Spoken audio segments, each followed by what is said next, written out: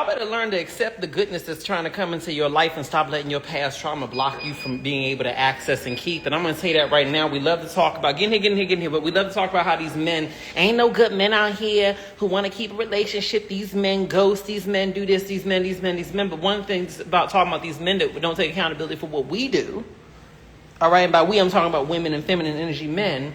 When we haven't worked through our own trauma, the stuff that's affected us, that can then make us, in the presence of a good man, I'm on the treadmill right now, let me get it going so in a good way. That can make us, when we're in the presence of a good man, we ignore his good traits and hyper-focus on the traits that trigger us so that we can justify not continuing being with him. Because he's a good man, we say he's boring.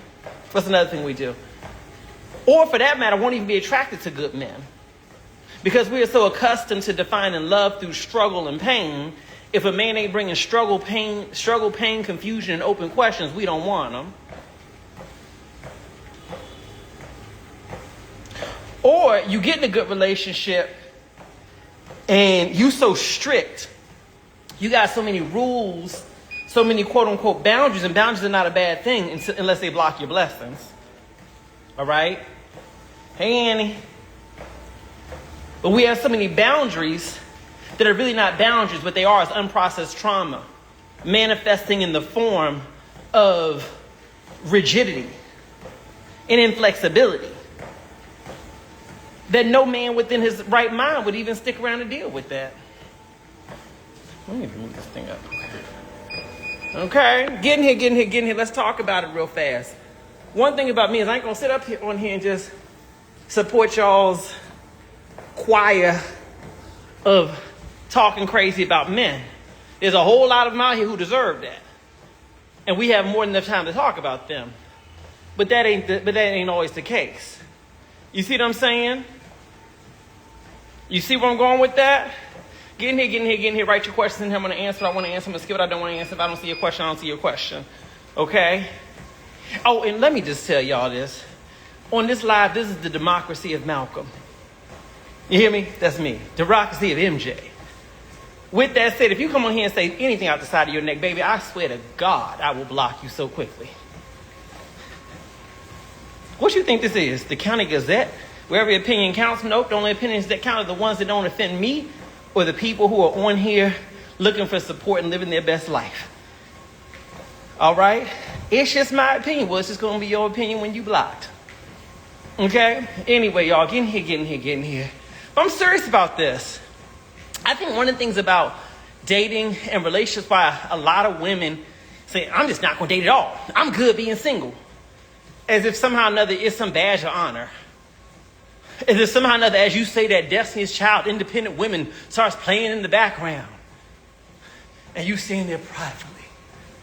Girl, that's not no damn flex. If you want to be single, that's fine. There's nothing wrong with that. But if you want to be single just because of the fact that you don't want to confront yourself when it comes to working through your stuff because relationships are hard for you and they're triggering for you, then that's not a bold move. That's a move of cowardness. You're a coward. Well, men are hard and they difficult and they this. Well, everybody's hard. But a lot of the reasons why y'all calling men hard ain't because all men are irreparably flawed. It's because of the fact that you don't want to do the work to deal with your stuff. You don't want to do the work to deal with your own issues. And so with that said, it's easy to say that something's wrong with men rather than dealing with the fact that no. Girl, have you noticed that every relationship you've been in, you've been there, and you've probably been dealing with some of the same issues? You said I should write a book. Well, darling, today's your lucky day. I'm a best-selling author. I already have a book out. It's called Get the Fuck Out of Your Own Way. A guide to letting go of the shit that's holding you back. Literally, bestseller. Look me up, MJ Harris. It's the link on my Instagram page or the link that's directly above below this video. We've got the digital version, the print version, and the audio version where yours truly is the one who's reading it. You see what I'm saying? Anyway, I came on here to answer your questions, so we're not going to stay on this topic forever. But write your questions in here. What do I think about 50-50? Depends on the couple and depends on the dynamic. I think that Some of y'all throw away really good men because of the fact that you're looking for someone to take care of you in the way that your daddy never did. You looking for somebody independent of what your daddy did or didn't do. You looking for somebody who can be your lottery ticket out of work. You living in a fantasy of being a Disney princess or being like some of these women online who tell you, oh, just find a man to take care of you. And you're not living the reality of what your reality is. First of all, some of y'all are extremely high earners, right? I don't think 50-50 on the first date makes sense, especially if he's taking you out, whatever. I don't think that. I'm talking about long-term in a relationship, right? That's what I'm talking about. You're a very high earner. You fall in love with a guy who makes less than you. It just is what it is, right? Your heart does not read the paycheck, right? And you talking about, well, he need to pay the bills. Girl, you make $130,000 a year. He makes $40,000 a year, or he makes $60,000 a year. I don't know. I'm making up the numbers. How is he going to be able to be equitable? How is he going to pay for everything? That doesn't make sense. You know, I'm going to call the thing a thing, and some of y'all ain't realistic. Some of y'all be hearing advice from some women online who I love them to death. I love them. I follow them. I love these young women. I love these older women. I love all of them online who are teaching. But some of them, let's just call the thing a thing. When they talking about being provided for by their man, no shade, no tea. I'm your gay best friend. I'm your gay uncle, your gay auntie. Okay, I'm all those things to you, so I'm going to be real with you. Baby, do you look like her?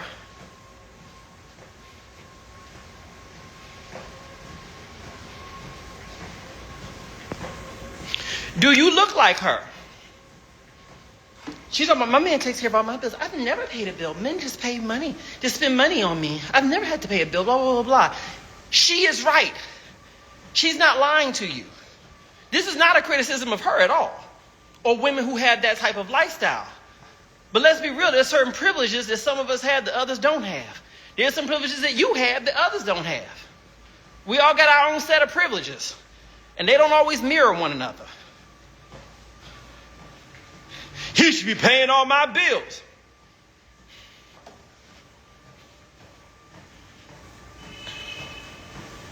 Not to say that your beauty is what determines how much money a man should or would spend on you, but my point is this. When you look at the number of men out there who are wealthy enough to pay their bills and your bills and take care of everything and everybody, there's a finite number of them. Finite. It's not unlimited. And then depending on where you live in the world or in the wherever, that number may be even smaller. So we have to look at the economic realities, the statistical realities. You won't even meet this type of man. And then we also have to look at the statistical realities of what type of women are also competing with you for those types of men. So I think you need to, when you're determining, is 50-50 realistic, is this, is that, I think you need to look based on the reality of what is the economic reality of the type of men that I have access to in my local area or wherever it is you date. You know, there's nothing wrong with being realistic to be able to say, well, hold on. I don't live on the west side of Los Angeles where I'm socializing with millionaires who can afford to do all these things that I see on the internet. I live in, I don't know, a Midwestern middle-class town where the median income is $57,000 a year, independent of gender. Where you going to find this man earning $500,000? Or you just going to get up and move? Girl, please. You see what I'm saying? So anyway, like in Brazil, I talked to some of my straight friends and my gay friends here, and they both have said the same thing, that it's not uncommon here when you're on a date with somebody. Obviously, sometimes one person will pay, the other person will pay, that's fine. But it's also uncommon for straight people when on dates to split the bill. The bill comes out and it's divided. In fact, I've been to a lot of restaurants here where on the bill, if there's multiple people sitting at the table, the bill automatically has the amount to split it at the bottom of it. It automatically says that. It's not offensive. Now, of course, somebody can say, no, I got the bill, don't worry about it. Happens all the time. But, you know, I talked to my friend about that, and he said, that's just the reality. I got to work, she got to work. You know, we're not unrealistic enough to think that money magically appears in a man's pocket just because he got money, just because he's a man. You know what I mean? I think that's a good point. You see what I'm saying? Anyway, let me go to my next question. I love your content, but how do I meet men who want a serious relationship? I'm a homebody. I've been on dating apps. They're not for me. Get out of your house. What do you want me to tell you? What answer were you expecting outside of the obvious one that your question automatically pointed you towards? If you like my content, you know I'm very direct and it's all love. I'm a homebody, meaning I don't leave the house very much. Here the word for homebody is casazero. Casazero means you stay in the house all the time. Casa, zero, a person, right? If you stay in the house all the time, how are you going to meet this man at the grocery store? I like dating apps, but okay. Well, we said it, the dating apps are not for you, so what's the alternative? Get out the house. You see what I'm saying? I don't think apps are a bad thing, but I understand they're not for everybody. And I'm not here to convince you about using them. In fact, I think that you may find that you may have richer connections if you get out the house.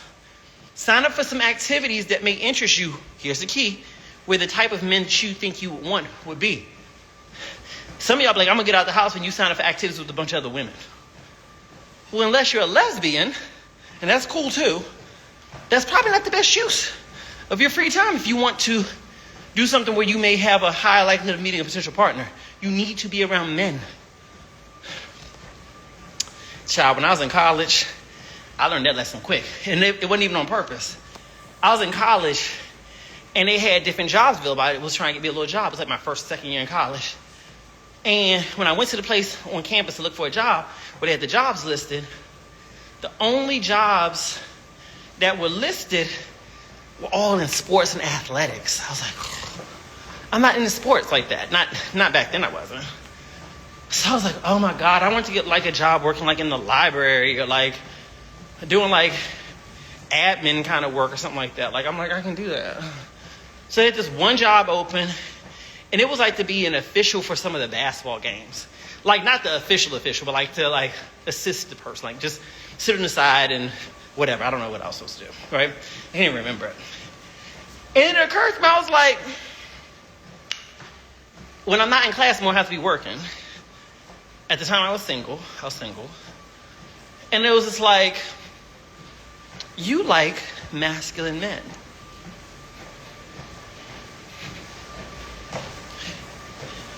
You want a man. So why would you not put yourself in a position where you are getting paid to literally be around athletic men who many of whom will probably find you attractive? Because let's call a thing a thing. Masculine men love feminine women and feminine men. Quit playing with me. Quit playing with me. They always do. I don't give a damn what you say. Only men out here be like, I need a, when, with the gays, I don't, mass for mass. They say masculine for masculine. I only want a masculine man. Most of those men be feminine, really deep down inside. Those are men with feminine energy, with the masculine exterior. All right? That's just what it comes down to. No shade, no tea. I have found that genuinely masculine men appreciate femininity. And so I was just like, oh, I took that job. I showed up to work very professional, did my little job. But what happened? I'm around all these men. I ain't around a bunch of women. I ain't around a bunch of other gays. No shade, I love my gays, but honey, I don't put myself in spaces for competition. I put myself in spaces to win. Right? And so I was just like, and it worked out. It worked out. Worked out. It worked out. You got to put yourself in spaces where you can be seen and appreciated. Another thing is this. This is a lesson I learned as I got older. You got to love the ones who love you. Girl, everybody ain't going to be in your fan club. You know what's so crazy? And I hear this I'm going to give you this in context like being a creator. I hear so many creators and influencers say this. They're like, oh my God, I started putting out content. And who I thought was going to be my target audience is not my target audience. It's a completely different group. I thought my target audience would be like I heard this one guy on another platform the other day saying, he does fitness related content.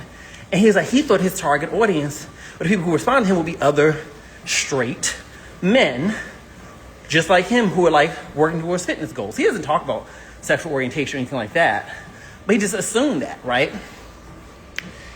And then he said, but that's not the case. He said most of his audience is women who are looking for fitness motivation and gay men who are looking for the same. Everyone's very respectful, you know what I mean? And he's like, and I appreciate y'all. I thought my target audience would be one group, but it's clearly this other group or these other groups.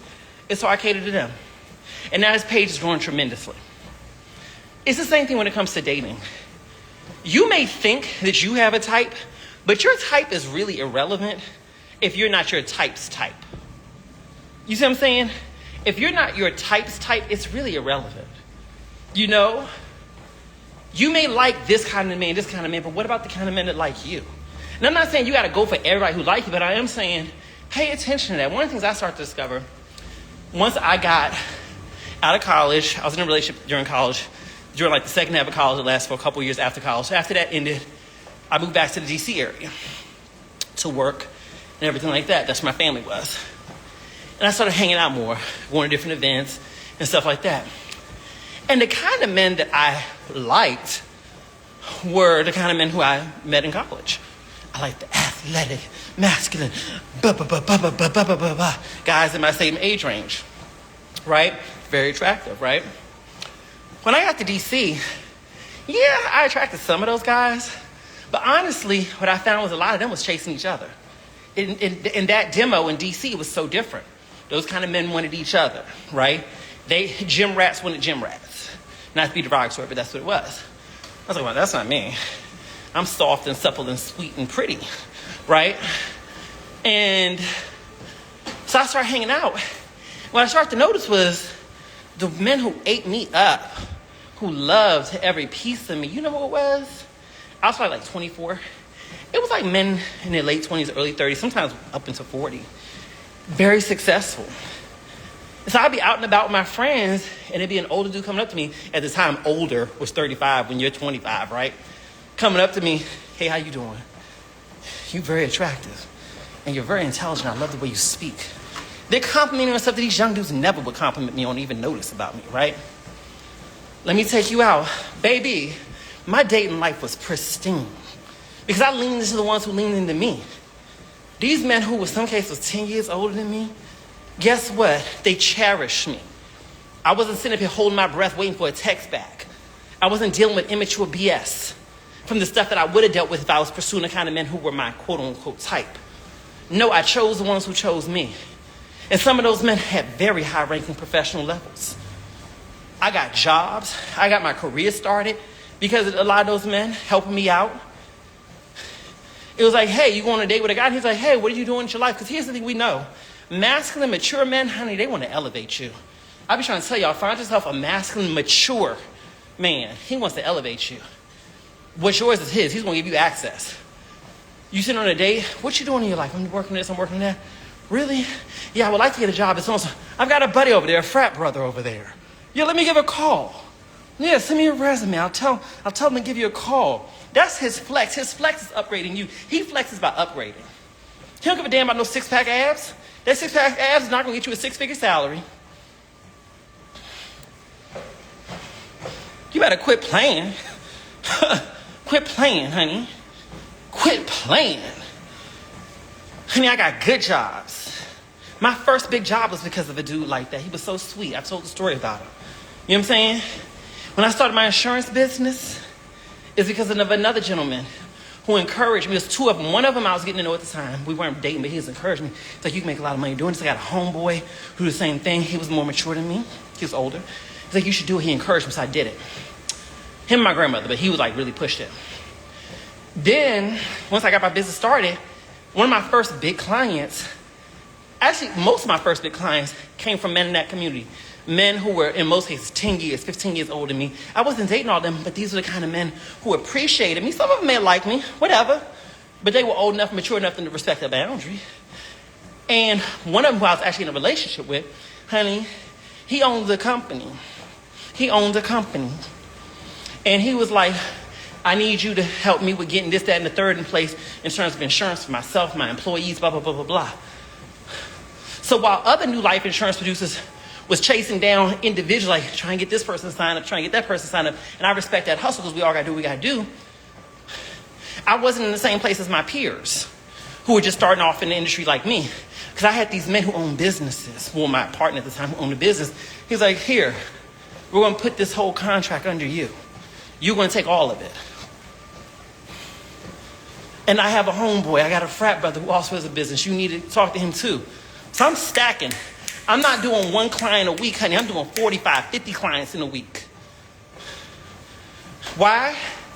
Because when you align with what aligns with you and put yourself in the spaces and places where you're going to be valued, blessings overflow. Honey, some of y'all question, are you attractive? Are you desirable? Are you ever going to be a man, baby? Put yourself in the right spaces. Why are you sweating? Someone just wrote that. Why are you sweating?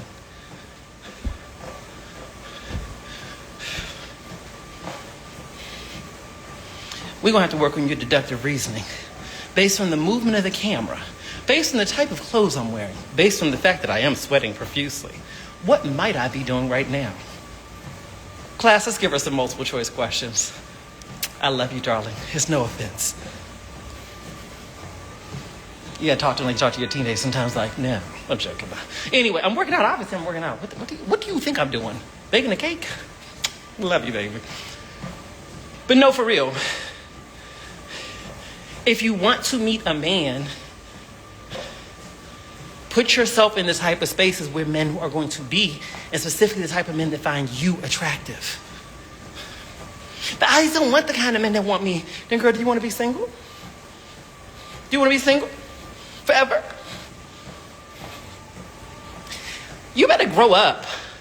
Only immature people, that's a kiddie mindset. If it's not my fantasy type of man, I don't want him. Girl, your fantasy type of man don't want nobody. He probably don't even exist for real, for real. You said, why do younger men want older women? Well, not all younger men want an older woman, but there are many who do because they want maturity. In the same way I can sit up here and say that I appreciated more mature men, there are young men who feel the same way about women. A lot of these young dudes don't want to deal with young women and the stuff that come with them. And I'm not trying to talk about all young women because obviously everybody's the same. But a lot of these younger men don't want to deal with that. They don't want to deal with some girl who values him solely based on can he pay 100% of the bill and pay for her and treat her like Instagram told her she should be treated by a man.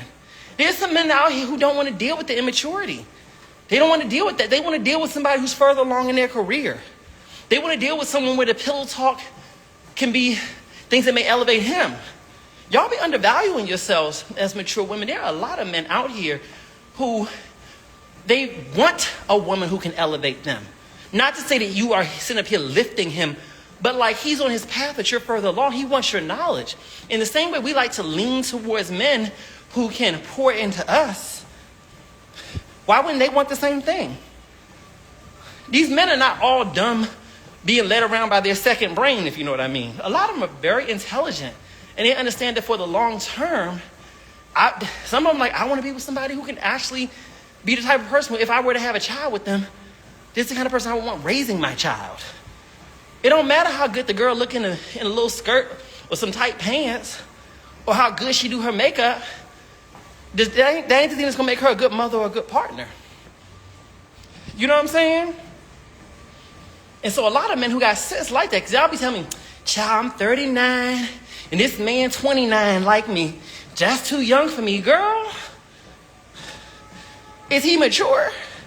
Does he value you? Does he pour into you? Is he receptive when you pour into him? Oh, for real?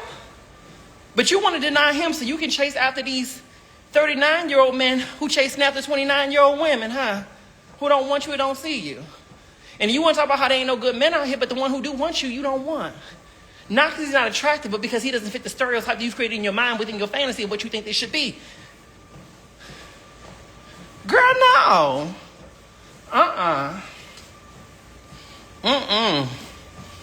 Maturity is very important to me.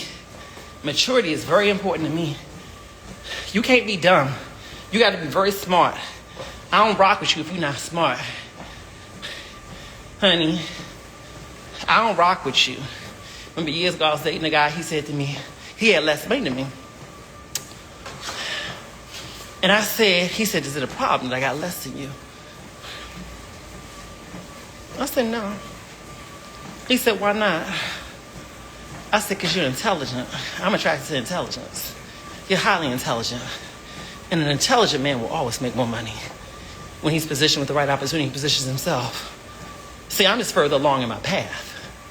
I've had some privileges, I've had some opportunities, I've had some things that worked in my favor. You know what I'm saying? Your intelligence already opened doors for you.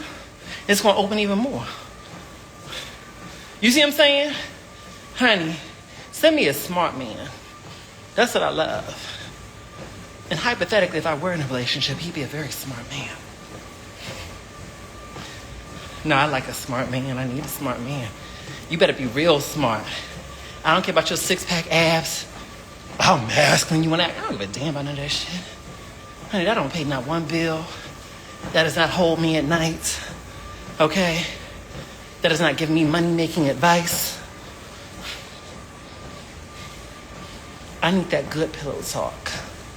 I need that good pillow talk. Honey, I know how beautiful I am. You don't have to repeat it. I know my good traits. I like when you say them. But that's not pillow talk, baby.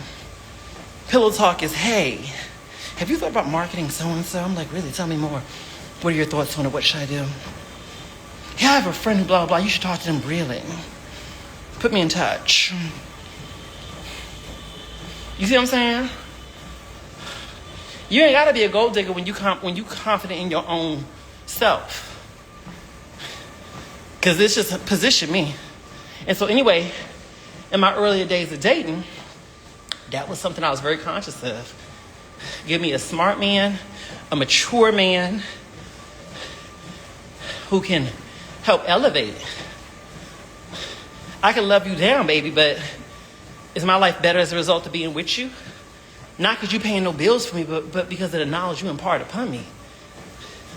The ex I was talking about who I told you when I started my business. I remember I'd get up like 4 o'clock in the morning and look out from the bed. I could see the hall light on down the hall at his house. And he'd be up at 4 o'clock in the morning doing business, writing emails, responding to stuff. And I would get up, go down there with him. And rather than saying, come back to bed, I come down with him, wrap my arms around his big shoulders and lean on him. Baby, you want some coffee? Yeah, I want some coffee. Go down there and get that coffee and make it sweet for him.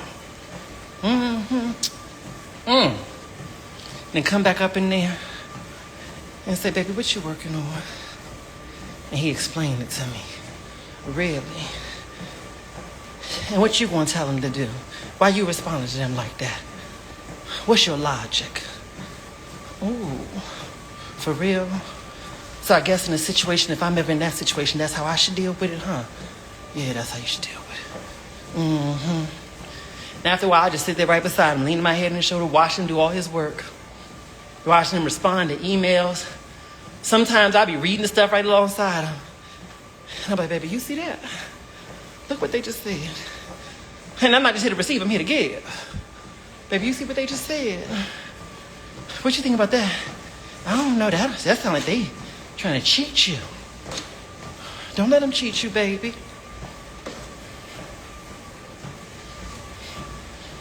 You want a man to really pour on you? Help him make some money. Honey, it's not your job or your duty, but honey, help him in his purpose too. Don't sacrifice your purpose, but throw a little something his way. You got value. Even if you ain't got as much money as him, you got value. Help him. Girl, he'll pour it on you. I say this all the time. I am who I am because of my own will, my own intelligence, my own discipline to get up and do what I need to do. I got up and I do what I got to do. You know what I mean? I am. But I would sit up here and I'd be very remiss and dishonest if I didn't own the fact that I have been tremendously helped by some key people in my life. Some of them were past partners who helped me tremendously because we had real people, pillow talk. We had real good conversations. He got to see who I was beyond just the way I looked. I got to see who he was just beyond the way he spent money or treated me. We had to learn each other. So even if the relationship didn't work, we elevated each other while together. Put yourself in space where you can meet those kind of men. If that's the kind of man you want. That's the kind of man I wanted. People that used to like, you go out to the clubs, you go out to the parties. Yeah, I did everything else everybody was doing. I was going to the clubs, I was going to the parties. But why the kind of man you date why your man don't never be out with us? Because, honey, I don't date men in these spaces. Are you crazy? I'm not here to find a man. Are you crazy? I'm here to shake my behind. I'm not here to find no man here. The kind of man I date is at home sleep right now. I would not want to find a man here. Are you kidding me? No. He's getting up at 6 a.m. on Sunday morning because that's just his normal time. He's running a marathon tomorrow. He's blah, blah, blah, blah, blah, blah, blah, honey. No, I can go out. He doesn't. Share your opinion on a 54-year-old woman dating a 34-year-old man. I mean, if you like it, I love it. How he treats you. That's all I care about, how he treats you. You know, if you like it, I love it. You know what I'm saying? Anyway, y'all, I got to go. Because I got to get myself together. I got to get in the shower and rinse myself off and everything like that. I just got my hair done today, too. I had curls yesterday. I get my hair done a lot. I really do get my hair done. But I don't use any chemicals in my hair. And I don't use any heat on my hair. Sometimes the blow dryer a little bit, but not really. So I don't use any chemicals or any heat. So therefore, I'm able to do a little bit more. You said just don't be a sugar mama. You telling that woman that, but you don't know her dynamic. What if she 54 years old making, I don't know, what if she making $350,000 a year, and she's dating this guy in his 30s where he just finished grad school, and let's say he's making $50,000 a year. She loves him, he loves her, they treat each other really good, and she want to go on her trip to, I don't know, she want to go to Bahamas, but he can't afford that. And she's like, well, come on, baby, I trust you, I love you, come on, I'll pay for your ticket, it's cool. I got points, I got whatever. That's not her being a sugar mama. Get rid of this narrow lens that because a woman flexes her economic muscle to allow herself to create a lifestyle that she enjoys and allows her man to participate in it, that somehow or another she's a sugar mama. It's amazing because what y'all accuse a woman of being a sugar mama for, y'all be wanting these men to do for y'all. If a man do it, he's a good provider. If a woman does it, she's a sugar mama. I don't understand it. All a man is doing when he spends his money is saying, I have access to this kind of lifestyle and these kind of resources, and I want you in my life with me. I don't want money to be a barrier, so let me pay whatever. I'm going to pay for your trip. You can come with me. We're going to enjoy each other. I invite you someplace you ain't got the cute outfit that I want you to wear. I'm going to buy you that outfit because I want you to be in the spaces and places with me. What's the difference when a woman does it? Y'all work this hard to get your money to still act like you in 1954, girl. You better flex your economic muscle. You ain't no sugar mama. You a damn queen. Walk like it and own it. Girl, please, quit playing. Anyway, y'all, bye.